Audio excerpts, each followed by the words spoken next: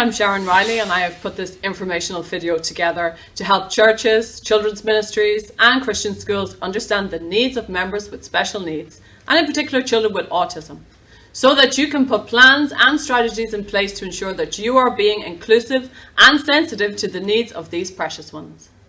I have been actively involved in children's ministry for about 20 years now. I have served in nursery, creche, been a Sunday school teacher and a kids church leader.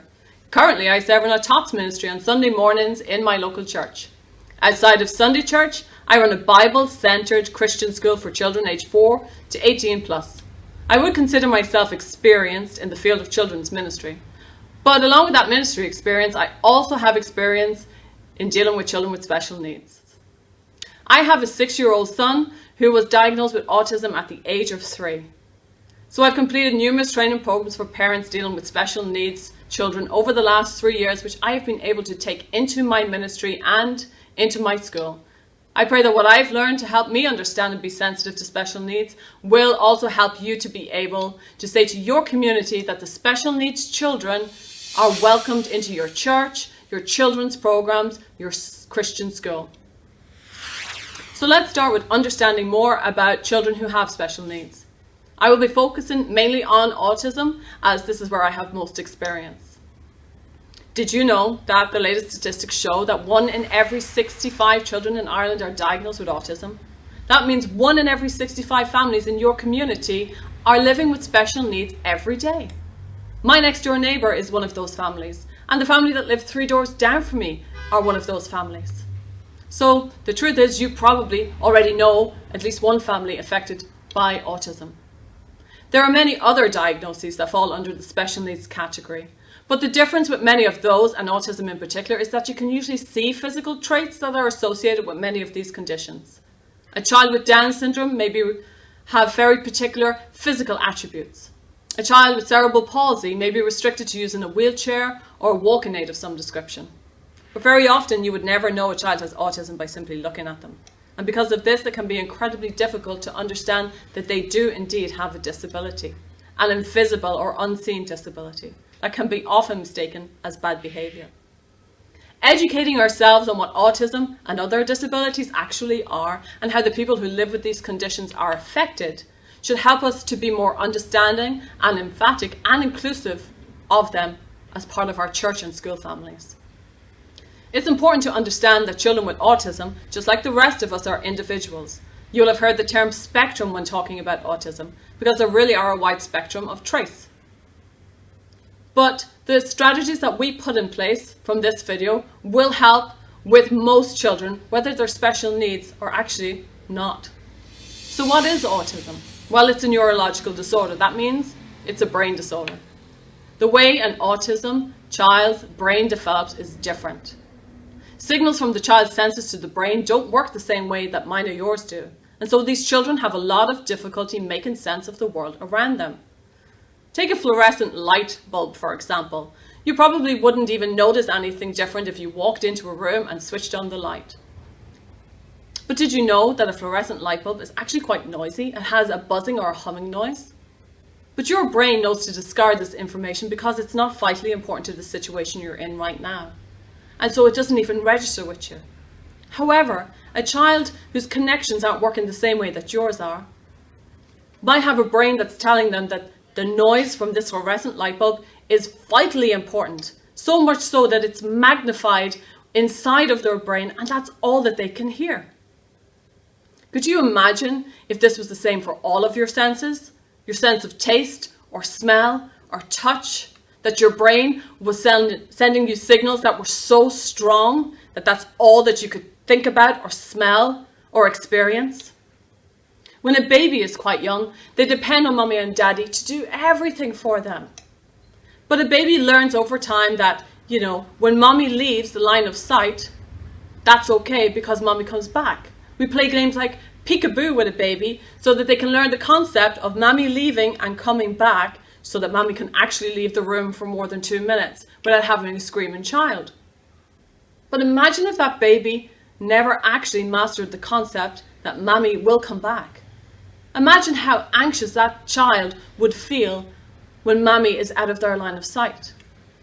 And if that child can't master that concept and they grow older, imagine how a child who is anxious about not having Mammy in their line of sight all the time will feel when they are dropped off at your children's service. Imagine the same understanding is lacking when it comes to activities. Will this activity ever stop? Is this something I'm going to have to do forever? A child with autism will often have difficulty understanding time spans and have difficulty planning. That's why routine and scheduling is vitally important to help that child to get through a set of activities. They need to know the order of things, that these things have a beginning and that they have an end, and that nothing strange or unexpected is going to happen in between them that will cause them to feel anxious because plans have changed. Routine and scheduling is an autistic child's safety zone. We will be dealing with this area, particularly in relation to our unique children's settings. We will also look at practical ways to help our special needs children to communicate with us. There are many children with autism and other diagnoses that are non-verbal, unable to speak. It may be a case that they have just not developed the correct connections to enable their voice to be heard audibly yet. But unfortunately for many, they will never develop that connection. It is vital that you understand that these children may not be able to speak, but they can hear you and they most definitely can understand you. We should never speak about children in their presence thinking that they won't understand what we're saying about them. This is true of any child, of course, whether they have a disability or not. Our words in ministry should always be encouraging, praising, uplifting, and filled with godly wisdom. We need to always understand that God has a perfect plan for the lives of each of his children and that nothing is impossible with him. What we do need to understand, however, is that non-verbal children are very frustrated. Imagine being thirsty and not being able to communicate that need to someone whilst in their care. Imagine being cold and not knowing how to get the help you needed so that you could get warmer. Wouldn't you find that incredibly frustrating and difficult? I would. So we need to have ways in which our non-verbal children can communicate their needs to us so that we can help them with those frustrations. Does this mean that our verbal children do not experience the same frustrations? Unfortunately, no.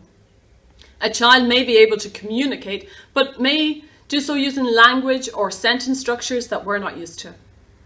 A child may have learned the words to get the result they require, but they may not be the words that we would use normally. So what do I mean by that? Well, an example would be when my son was younger and we would watch Peppa Pig. He might see that when Peppa Pig had a glass of juice in her hand, she said the sentence, "It is a very hot day today, George." He associated those words with the fact that Peppa had a glass of juice in her hand. Perhaps then when he was thirsty, instead of saying, "I'm thirsty" or "Can I have some juice?" he might have said, "It's a very hot day today, George," and expected the same result as if he had used the correct language. Now, if I know the child very well and spend a lot of time around him and know that he has seen a lot of Peppa Pig, I might actually understand what he is trying to communicate to me. But would you? Probably not. So when we hear children with special needs blurt out nonsense sentences, we need to ask ourselves and pray for insight into what this child is actually trying to communicate to us. There are some things that we can do to help that I'm going to go through in this video. The communication must also work both ways, and it's important to understand that non-specific communication will most likely not be received particularly by a child with autism. Remember all of the sensory input that a child is trying to deal with that your brain doesn't even register? Remember how loud even a seemingly quiet and calm room is to that child? Buzzing lights, flickering screens, scratchy carpet, unfamiliar faces, room, activities. There's a lot happening for that child at any one moment that they are not going to automatically register another sound as being more important, even if that sound is your voice. Before you begin to communicate an instruction to a child, you must first address that child as an individual and give the instructions specifically to that child instead of addressing the group as one. And issue the instruction to that child one part at a time. So instead of saying, Okay, everyone, take off your coat and hang it on the back of your chair, and then I want you to come over here and sit on the ground in a big circle. You may need to do it like this. Okay, Johnny, take off your coat. Good job. Put your coat on the chair. Great. Now, can you come here? Well done. Could you sit right here on this spot? Thank you.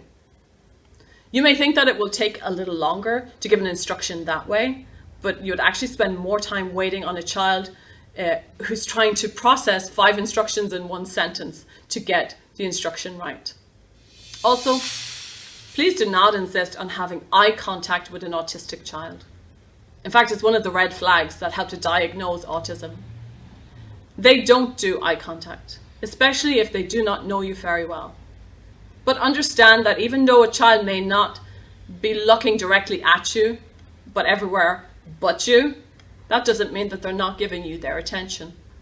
In fact, in order for a child to be able to receive more sensory input, such as your voice, they may need to stimulate other senses at the same time. For my son, when I speak in our morning devotional time in school, and he's trying to take in what I'm saying, he often has to stim, which he does through tensing the muscles in his lower body and often by hand flapping. He needs to stimulate these physical senses in order to be able to receive audible sensory information, such as my teaching voice. To others, it may seem like he is distracted, as he does not look directly at me. It may be tempting for others to expect him to sit still and quietly, but I understand that without this freedom to self-stimulate, he won't be able to focus on what he is hearing from me.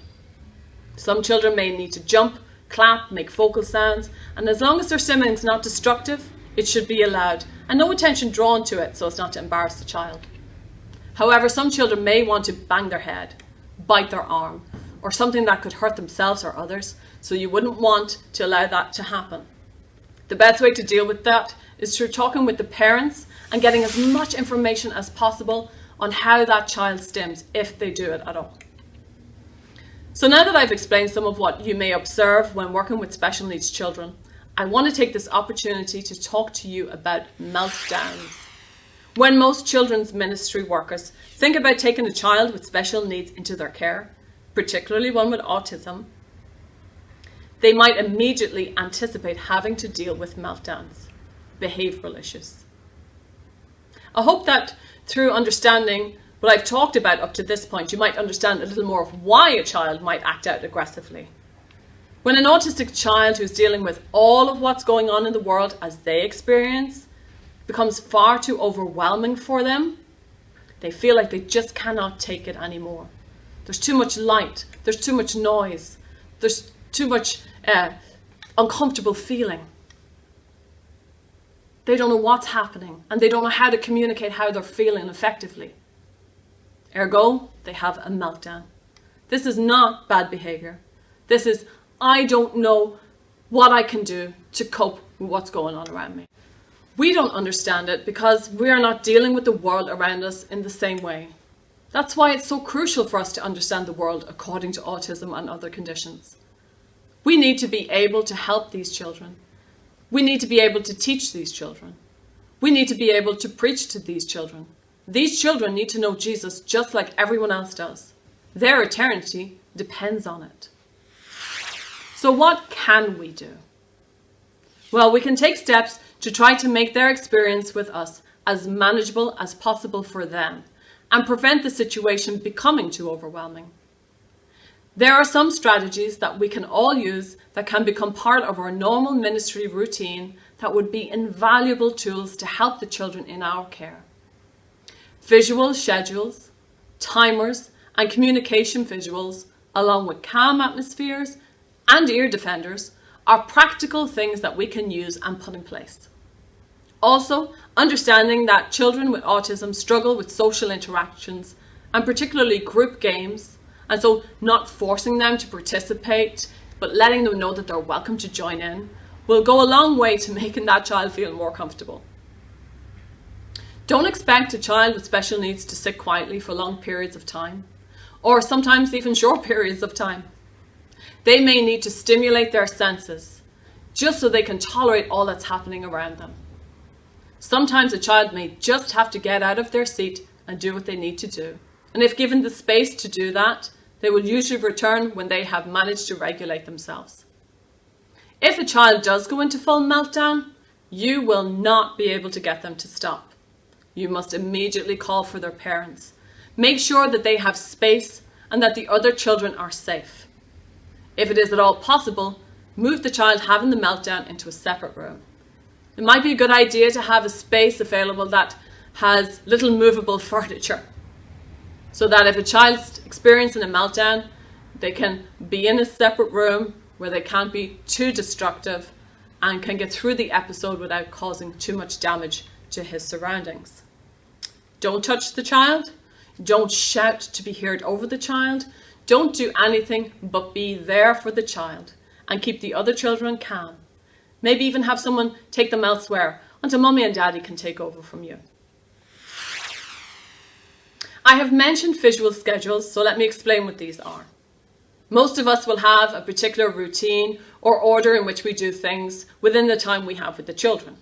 For example, if you are running a children's church service, you may have playtime for children who arrive before you begin the service.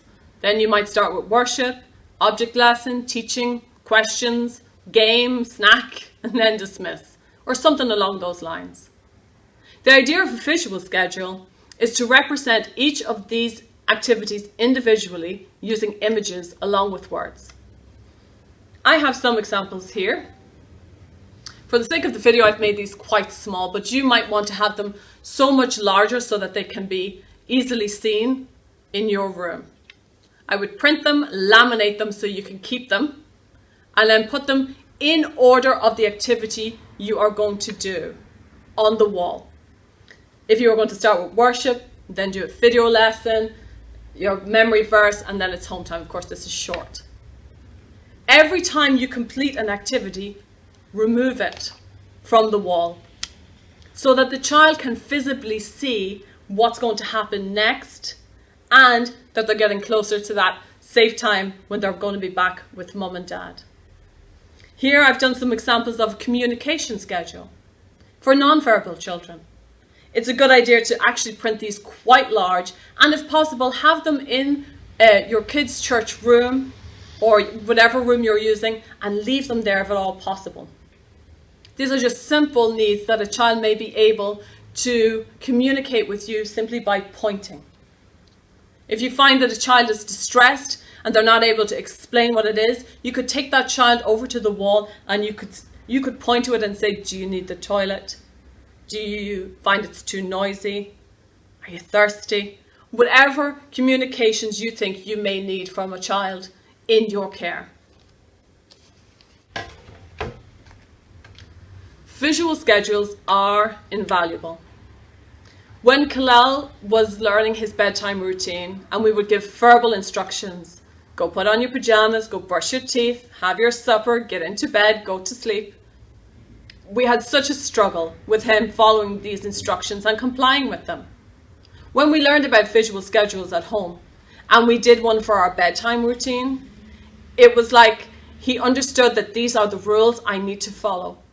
And all we had to do was point to what had to be done and remove it when we were finished.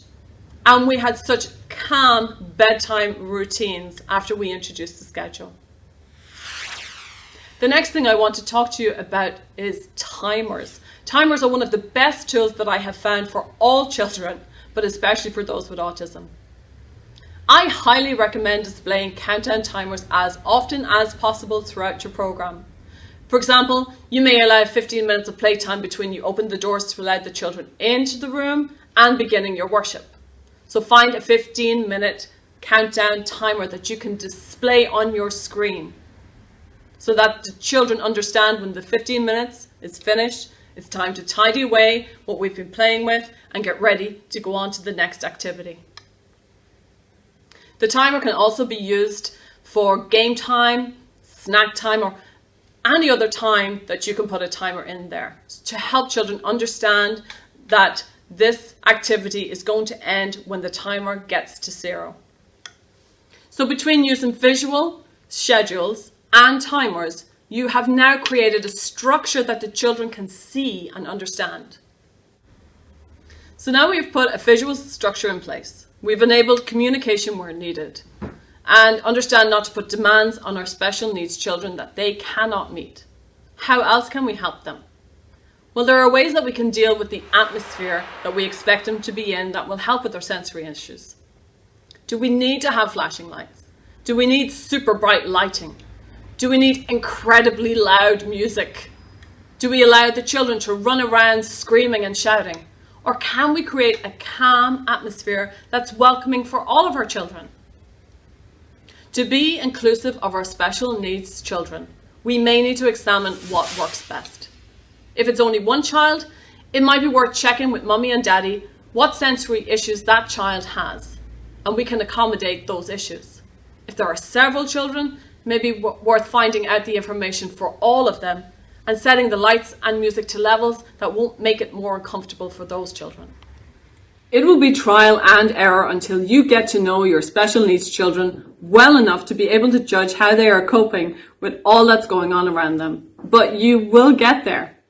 The strategies that you put in place now and follow through it consistently will make the experience for you and for the children, who are usually excluded from so much in our society as a whole, such a good experience that it will touch your heart more than you could imagine. You have made a safe and loving place for them, where they are now more receptive to learning about God and fulfilling the plan that He has for each and every one of them. I hope that this information has helped you to understand a little bit better and that you can take on board the suggestions given for your ministry. It will change lives if you do. If you have any questions at all on this topic, you can email me at sharonmcgahy@gmail.com and I would be delighted to